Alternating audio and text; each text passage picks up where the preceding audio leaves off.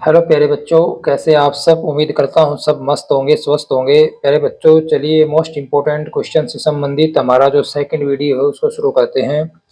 इस second video का first question है, सिद्ध कीजिए कि वर्गमूल 5 एक अप्रिमेय संख्या है।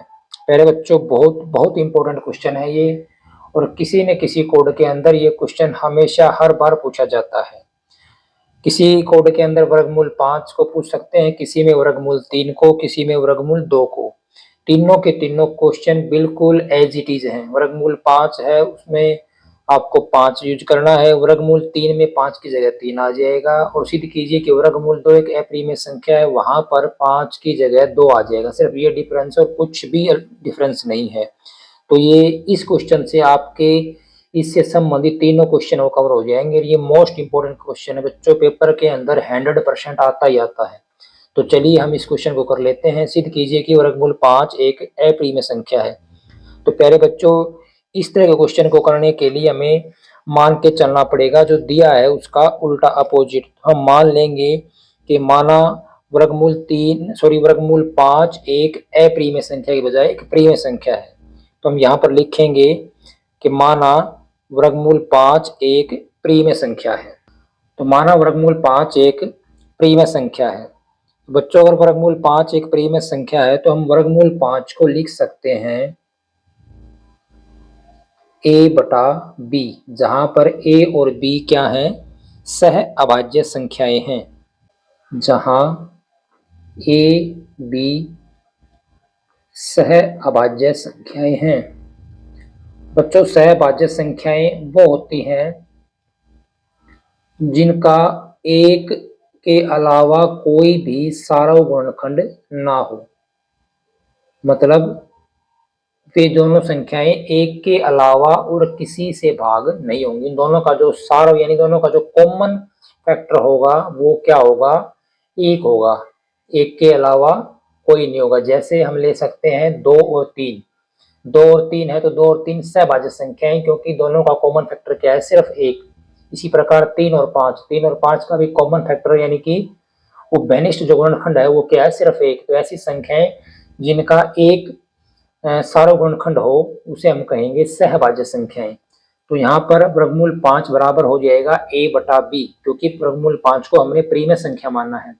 तो प्रिमेय संख्या होती है p अपॉन क्यू यानी a अपॉन b के रूप की। तो a बटा b, जहाँ a और b सहभाज्य संख्याएं हैं। अब हम यहाँ पर क्या करेंगे, आर पार गुणा करेंगे।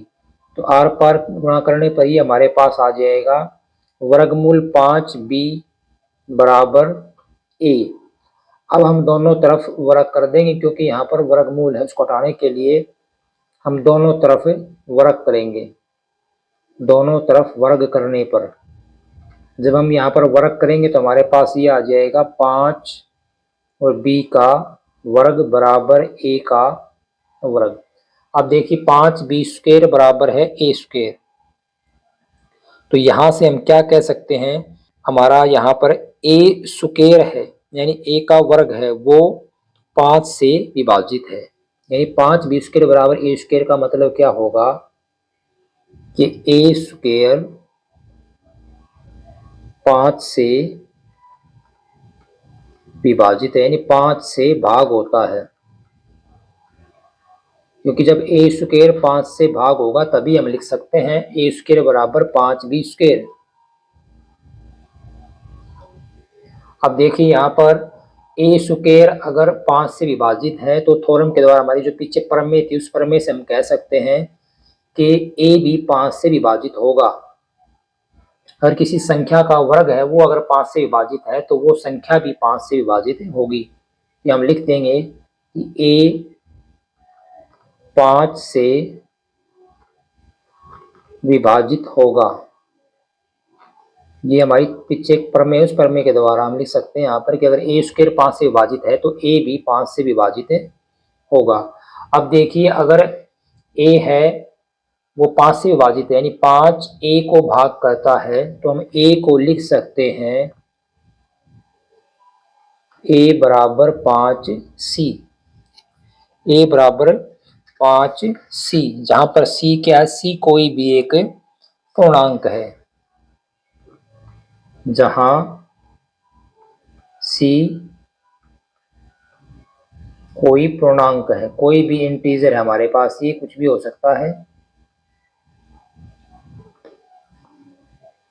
तो a बराबर हो जाएगा 5c। अब हम क्या करेंगे, a बराबर जो 5c का मान है उसको हम रखेंगे यहाँ पर, इसके अंदर, यहाँ पर इस के अंदर हम रख देंगे a का मान। तो ये हमारे पास हो जाएगा 5b² बराबर था a का वर्ग, a यानी 5c का वर्ग, और 5c का वर्ग हो जाएगा 25c²। अब देखिए 5b² बराबर 25c², तो हम 5 को इधर लेके आएंगे, तो ये 5 से 25 को हम काट देंगे, तो हमारे पास इधर बचेगा b² बराबर 25 को भाग देंगे 5 से, तो 5c²। अब देखिए यहाँ पर ऊपर था हमारे पास 5b² बराबर a², तो यहाँ पर a² 5 से विभाजित था। अब यहाँ पर है 5c² बराबर b², तो यहाँ b² किससे भाजित होगा, 5 से। तो इसका मतलब क्या हो जाएगा, b² 5 से विभाजित है, और जब b² 5 से विभाजित है तो प्रमेय से हम कह सकते हैं कि b 5 से विभाजित होगा। किसी संख्या का वर्ग अगर विभाजित है तो वो संख्या भी विभाजित होगी, तो b 5 से विभाजित होगा। अब देखिए यहाँ पर ऊपर हमने बताया था, यहाँ पर a 5 से विभाजित है, यहाँ b 5 से विभाजित है, यानी कि 5a और b दोनों को विभाजित करता है। इन दोनों से हम क्या कह देंगे कि 5a और b दोनों को विभाजित करता है, या a और b दोनों 5 से विभाजित हैं। a व b दोनों 5 से विभाजित हैं।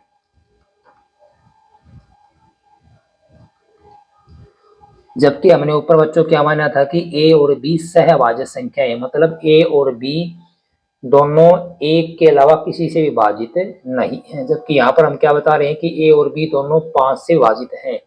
तो यहाँ पर बच्चों एक विरोधाभास पैदा हो गया। तो यहाँ पर हम क्या लिखेंगे, अब आपको यहाँ पर जो 2-3 लाइनें लिखनी है उनको आप अच्छे से याद कर लें। तो यहाँ पर हम लिखेंगे, इससे इस तथ्य का विरोधाभास प्राप्त होता है कि a और b सहअभाज्य हैं।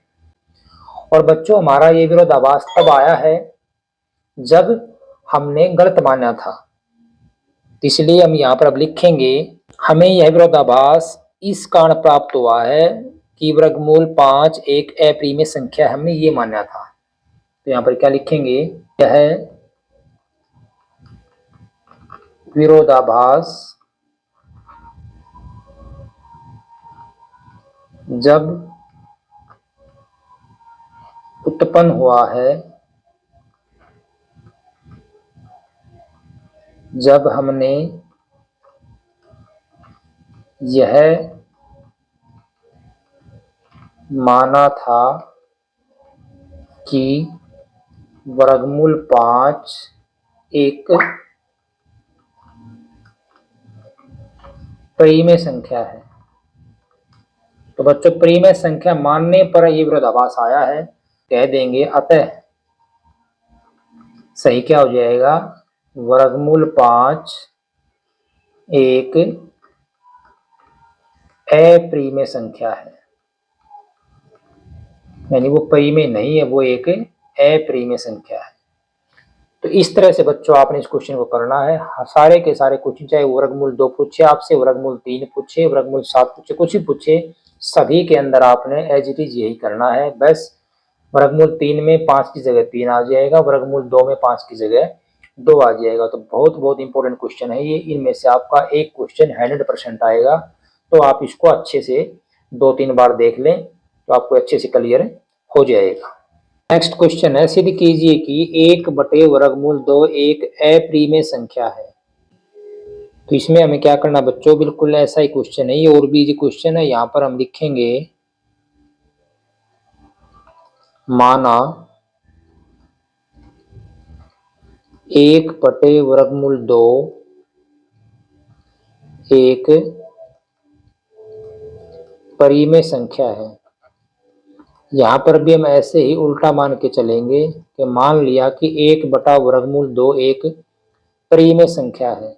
परिमेय संख्या तो क्या हो जाएगा, इसको हम लिख लेंगे a/b रूप में, जहां पर a और b क्या है, सहअभाज्य हैं। a और b क्या है, सहअभाज्य, यानी a और b में सारा गुणनखंड एक के अलावा और कुछ भी नहीं, सिर्फ एक ही है। तो यहाँ पर देखिए बच्चों, हम क्या करेंगे, आप इसको पलट लें। दोनों को पलटने पर ही आप कैसे कर सकते हैं, मल्टीप्लाई कर दो, आर पार गुणा कर दो, वर्गमूल 2a बराबर हो जाएगा b के, और यहाँ से आपका वर्गमूल 2 बराबर हो जाएगा b/a के। अब देखिए यहाँ पर, अब बच्चों यहाँ पर देखिए हमारे पास जो b/a है वो क्या है, एक परिमेय संख्या है, क्योंकि हमने a और b को क्या लिया है, a और b हमारे पास दो ऐसी संख्याएं हैं जो आपस में सहभाज्य हैं। तो यहाँ पर b/a क्या होगा, एक परिमेय संख्या होगा, और b/a अगर एक परिमेय संख्या है तो वर्गमूल 2 भी क्या होगा, एक परिमेय संख्या, क्योंकि दोनों आपस में बराबर हैं। तो यहाँ पर हम लिखेंगे क्योंकि b/a एक परिमेय संख्या है,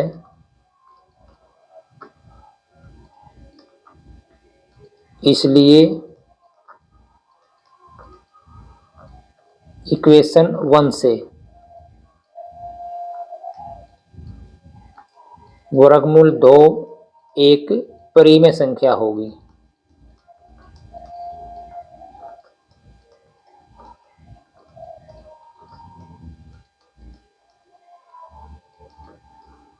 परंतु बच्चों हमने अभी सिद्ध किया था पीछे, हम जानते हैं कि वर्गमूल 2, वर्गमूल 3, वर्गमूल 5 ये क्या है, सभी अपरिमेय संख्याएं हैं, लेकिन यहाँ पर हमने दिखा दिया कि वर्गमूल 2 एक परिमेय संख्या है। तो यहाँ लिखेंगे हम, परंतु यह इस बात का विरोधाभास है कि वर्गमूल 2 एक अपरिमेय संख्या है। वही लाइनें आपको यहाँ पर लिखनी पड़ेंगी, परंतु यह इस तथ्य का विरोधाभास है कि वर्गमूल 2 एक अपरिमेय संख्या है। और बच्चों यह विरोधाभास हमारी गलत कल्पना के कारण उत्पन्न हुआ है, इसलिए सही क्या हो जाएगा, इसलिए वर्गमूल 1/वर्गमूल 2 एक अपरिमेय संख्या होगी।